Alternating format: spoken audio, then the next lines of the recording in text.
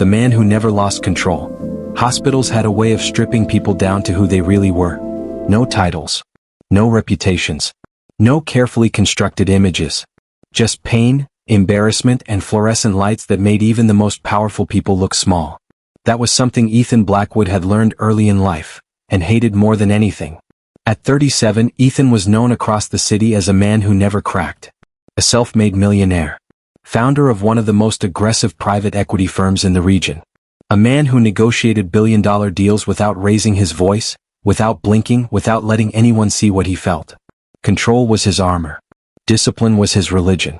Emotions were liabilities.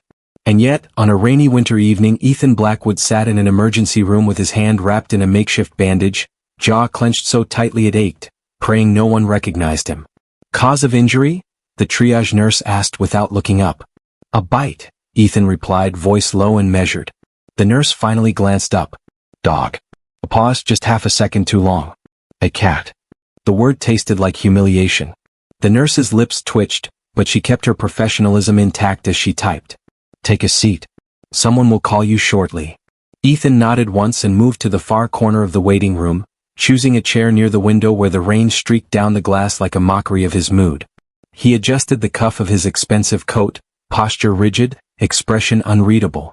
Across from him, people coughed, groaned, clutched injuries.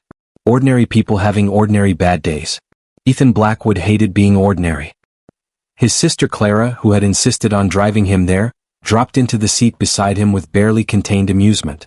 You know, she whispered, most men your age hurt their hands boxing or skiing.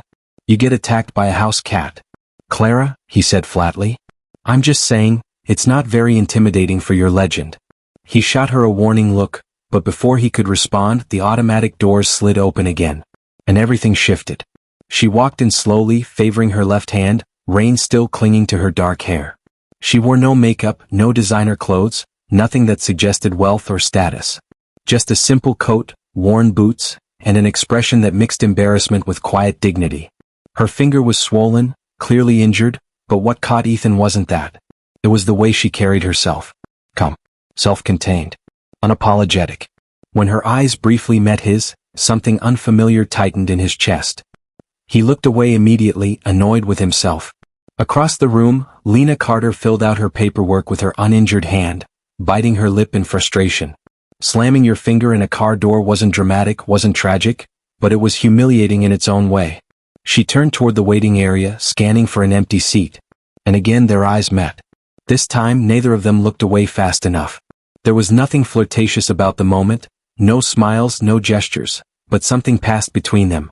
A recognition. A spark neither could name. Clara noticed immediately. Interesting. She stood, walked straight toward Lena, and smiled like she'd just discovered a secret. Let me guess, Clara said cheerfully. Car door. Lena blinked, surprised. Then laughed softly. Is it that obvious? My brother got bitten by a cat, Clara added, gesturing back toward Ethan.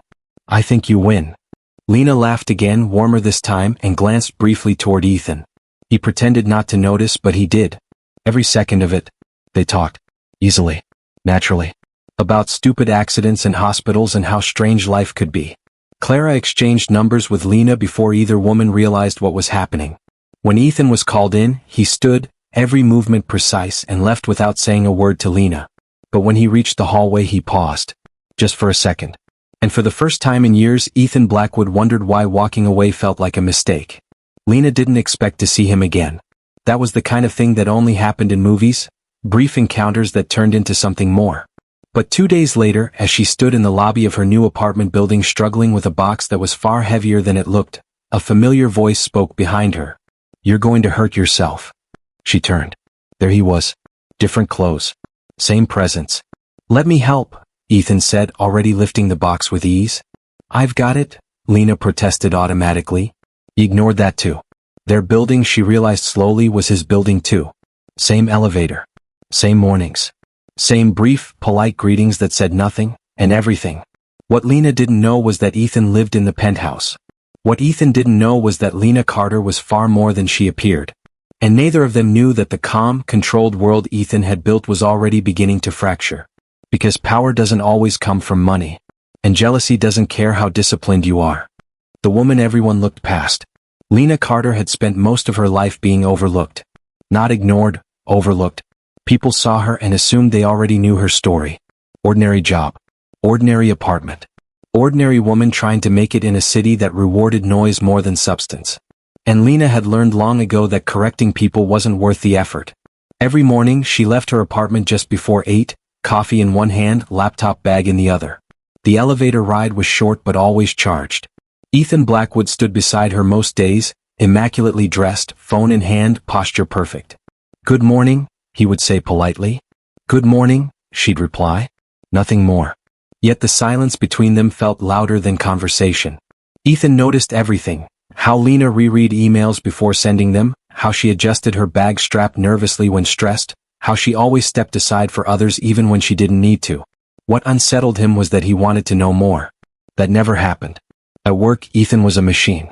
He commanded boardrooms, shut down rivals, and dismissed incompetence without remorse. His reputation was built on emotional distance. But lately cracks were forming. It started the night he heard laughter through his open balcony doors. Lena's balcony was directly below his. She wasn't loud, just happy. She was hosting someone. Ethan told himself it didn't matter. Then he stepped closer to the railing. A man stood beside her. Tall, confident, casual in a way Ethan had never been. The man leaned in, laughing, clearly comfortable in her space. Something sharp twisted in Ethan's chest. He didn't know the man. Didn't know their relationship. Didn't have any right to care. And yet his jaw tightened anyway. For the first time in years, Ethan Blackwood poured himself a drink not because he wanted it, but because he needed the distraction. The following week, Clara invited Lena to a charity networking brunch. "Just come," Clara insisted. "Free food. Decent people. Minimal nonsense." Lena hesitated. "I don't really belong in those circles." Clara smiled knowingly. "That's what everyone worth knowing says." The venue was elegant. Glass walls, soft music, expensive understatement. Lena felt it immediately, the sideways glances, the subtle assessments. She didn't look like the others. She wore a simple dress. No designer labels. No loud confidence. People smiled politely then moved on. Until someone didn't. "Lena, right?" a man said, extending his hand. "Mark Caldwell." She recognized the name instantly. One of the city's rising financial stars. "Yes," she replied calmly. "Nice to meet you." "What do you do?" he asked, already half distracted. "I work in financial risk analysis." Mark's smile thinned. "Ah, back office." It wasn't meant to be cruel, but it was. Lena had heard that tone before. Before she could respond, Ethan appeared beside them. "Lena," he said, voice neutral. "There you are." Mark straightened instantly. "Ethan Blackwood. Didn't realize you knew." "We're neighbors," Ethan interrupted. "Just neighbors." But the way he stood slightly closer to Lena told a different story. Mark nodded, suddenly respectful. "Didn't mean to interrupt." He walked away. Lena exhaled quietly. "You didn't have to do that." Ethan studied her. "You don't need rescuing." "No," she agreed softly. "But thank you anyway." Their eyes held. Something unspoken passed between them. The shift came days later. A financial crisis erupted overnight. Markets reacted violently. Rumors spread. Panic followed. Lena worked for 36 hours straight. While executives scrambled publicly, Lena did what she always did, analyzed quietly, methodically, relentlessly. She saw patterns others missed. She built projections that contradicted the panic. And she was right. By the time Ethan's firm realized the truth, Lena's team had already acted. The next board meeting buzzed with shock. "Who identified this?" Ethan demanded. A name appeared on the screen. Lena Carter. Ethan froze. That evening he knocked on her door. When she opened it, surprised, he looked at her differently, not as a neighbor, not as a quiet woman below him, but as a force he hadn't seen coming. "You saved millions today," he said. Lena shrugged lightly. "Just did my job." Ethan stared at her, something dangerous and unfamiliar burning behind his eyes. For the first time it wasn't control he felt. It was awe. And something else. Something that scared him far more. The night the Millionaire cracked. Ethan Blackwood had always believed jealousy was a weakness. An emotion for insecure men. For people who lacked discipline. For those who didn't understand ownership began and ended with control. And yet, standing in the center of his own penthouse a week later, staring at his reflection in the glass, Ethan realized something unsettling. He wasn't in control anymore. The city glittered beneath him, thousands of lights spread out like a kingdom he had conquered through sheer will. This view had once calmed him, reminded him of who he was. Tonight it did nothing. Below him, laughter drifted up again. Lena's balcony. This time it wasn't just one voice. Ethan stepped closer to the edge, pulse tightening. A small group of people stood with her, 2 women, 2 men. Wine glasses in hand. Easy smiles. Relaxed conversation. And standing just a little too close to Lena was Daniel Cross. Ethan knew that name. Daniel Cross was everything Ethan despised. Born rich. Loud about it. Reckless. A hedge fund heir who mistook arrogance for confidence and cruelty for strength. The kind of man who believed wealth excused behavior. And now Daniel was leaning against Lena's railing, smiling at her like he'd already decided she belonged to him. Ethan's fingers curled around the glass in his hand. He told himself it meant nothing. Then Daniel laughed and placed a hand lightly at the small of Lena's back. The glass cracked. The annual Capital Alliance Gala was the most important event of the season. Deals were born there. Alliances cemented. Reputations made, or destroyed. Ethan never missed it. This year he didn't intend to attend until Clara sent one sentence that changed everything. Lena will be there. The ballroom was alive with money and expectation. Chandeliers shimmered. Conversations buzzed with ambition. Lena stood near the center of the room, elegant but understated. She wore no flashy jewels. No dramatic makeup. Yet heads turned anyway. Daniel Cross noticed her immediately. "Lena Carter," he said smoothly, appearing at her side. "Funny running into you again." She nodded politely. "Daniel. I've been meaning to ask, how does someone with your background end up doing work that impressive?" he continued, tone sugar-coated but sharp. Lena met his gaze evenly. "By being good at it." Daniel chuckled. "Careful. Confidence doesn't always suit people who haven't earned it." Before Lena could respond, Ethan appeared. "Daniel," he said coolly. Ethan's presence shifted the air. People nearby quieted instinctively. "Blackwood," Daniel replied with a grin. "Didn't realize this was your territory." "It isn't," Ethan said. "And neither is she." The words hung heavy. Lena stiffened. "I don't belong to anyone." Ethan turned to her, jaw tight. "That's not what I meant." Daniel smiled wider. "Sounds like jealousy to me." That was the moment. The moment the room felt it. The man known for ice-cold restraint lost his composure. "You don't get to speak to her like that," Ethan snapped, voice sharp enough to cut. A hush fell. Daniel raised his eyebrows mockingly. "Or what? You'll buy the room and throw me out?" "I don't need money to put you in your place." Gasps rippled outward. This was unthinkable. Ethan Blackwood, exploding publicly. Lena stepped between them. "Enough." Both men froze. Her voice was calm, controlled, strong. "You don't get to measure me," she said to Daniel. "And you don't get to fight over me," she added, turning to Ethan. The crowd watched in stunned silence as she walked away. Ethan stood there, chest heaving, realizing he'd just done the one thing he'd sworn never to do. Lose control. And the worst part? Daniel was smiling. The fallout was immediate. By morning, whispers spread. Investors asked questions. Rivals speculated. Ethan Blackwood loses his temper at gala. Is the legend cracking? Who is the woman? Ethan sat alone in his office, staring at numbers he couldn't see. For the first time in his career, he wasn't afraid of losing money. He was afraid of losing her. And Lena? She sat in her apartment, staring at the city through her window, heart pounding, not with fear but with clarity. She had spent her life being underestimated. But now she had everyone's attention. When truth refuses to stay hidden. The morning after the gala, the city woke up hungry. Not for breakfast. For scandal. Business blogs speculated. Industry insiders whispered. Social feeds buzzed with cropped photos and half-truths. The headline repeated itself in different fonts, different tones, but always with the same implication. Ethan Blackwood lost control. And standing beside his name, inevitably, was hers. Lena Carter. She felt it the moment she walked into her office. The shift in posture. The sudden politeness layered over discomfort. The way conversation stopped just a second too late.